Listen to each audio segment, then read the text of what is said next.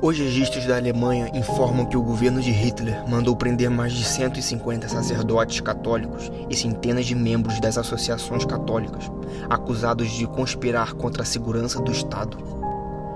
Eis aí um registro que nos leva a pensar, com o exato senso de equilíbrio que deve caracterizar os integralistas e o roteiro político já traçado por Plínio Salgado aos Camisas Verdes, no artigo intitulado Carta de Natal e Fim de Ano, ele procura examinar esta gravíssima questão, deduzindo dos acontecimentos que se desenrolaram na Alemanha a lição útil para nós, que desejamos criar um Estado novo, Estado forte, mas principalmente o Estado cristão. Que atos teriam praticado os católicos germânicos para incorrer no ódio do Estado hitlerista? Cumpre aqui, para sermos justos, levantar várias perguntas.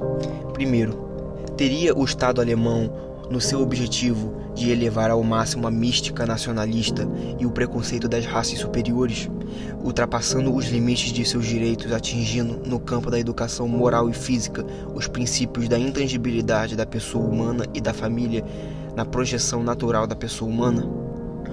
2. Se o Estado alemão não ultrapassou esses limites, teriam as associações católicas ultrapassado o campo de suas atividades morais e espirituais, se metendo nas lutas políticas?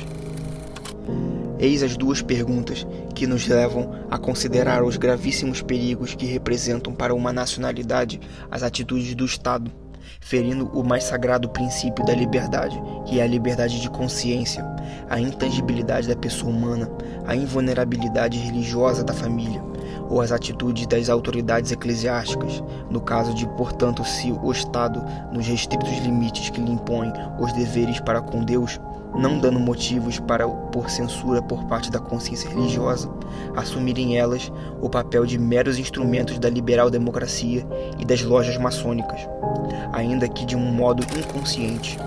No caso da Alemanha, não existem dúvidas que o governo hitlerista infringiu as mais sagradas leis naturais e humanas e dando lugar a que os católicos, ciosos do livre-arbítrio e da intangibilidade da personalidade do homem e da sua família, se rebelem contra o Estado. O hitlerismo, que proclama os princípios fantasiosos racistas e as razões históricas da nação alemã, em nome do qual desencadeia a guerra aos judeus, inconscientemente orientado pelo próprio judaísmo, cujas raízes no Estado Nacional Socialista revelam-se a cada passo. O ascetismo, a mística, a superhumanização do tipo Führer, a sua divinização ao ponto de considerarem os mais exaltados a encarnação de Odin, exprime o artificialismo político que foge de toda a base de equilíbrio da razão humana, uma vez que não tem o lastro religioso ou alicerce de uma vocação espiritual específica. Em torno do Führer, longe de se encontrar o meio religioso, encontra-se o meio de um nacionalismo pagão, o clima das ressurreições olímpicas de Juliano o Apóstata. O parágrafo socialismo, lado simpático deste movimento que arrastou tantos proletários, passou para um segundo plano proclamando a política exclusivamente nacionalista. Esse nacionalismo é uma continuação de Bismarck e um novo capítulo a acrescentar no estado de espírito que assinalou as vésperas da Grande Guerra. Não se pode negar ao nacionalsocialismo, ainda que se haja desviado da linha pura do proletarismo e da revolução social para o ritmo de uma orientação baseada no prestígio da indústria pesada. O verdadeiro milagre que foi a transformação da Alemanha, de país humilhado pelos seus adversários, em nação respeitada que readquiriu a sua voz no concerto dos povos.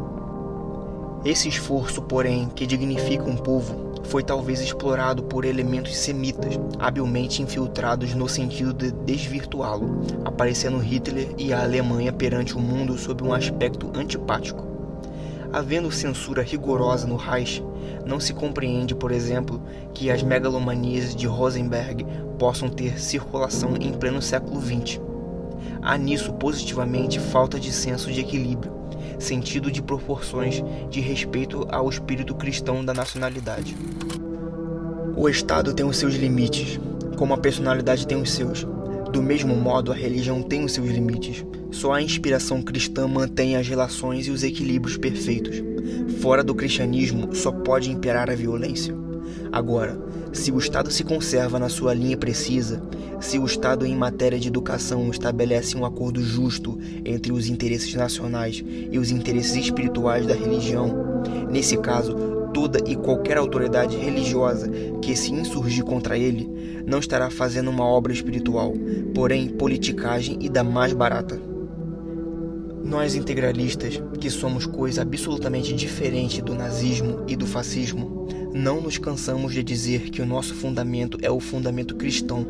Repetimos 1000 vezes que jamais caminharemos em um rumo pagão, jamais deixaríamos de ser um movimento preliminarmente espiritual, em seguida social revolucionário.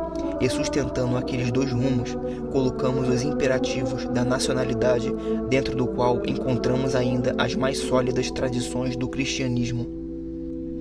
A luta que se passou na Alemanha entre católicos e hitleristas oferece oportunidade para meditarmos no pensamento profundamente cristão que nos inspira, o respeito pelos prelados e sacerdotes da nossa terra, estes com alta visão política que não devem faltar na hora presente, evitando que atitudes impensadas de alguns venham lançar os germes de uma animosidade que seria um crime perante a nação e perante Deus, pois será da mútua compreensão e do mútuo entendimento entre os detentores da autoridade religiosa e da autoridade civil que conseguiremos fazer alguma coisa de útil para a nossa pátria.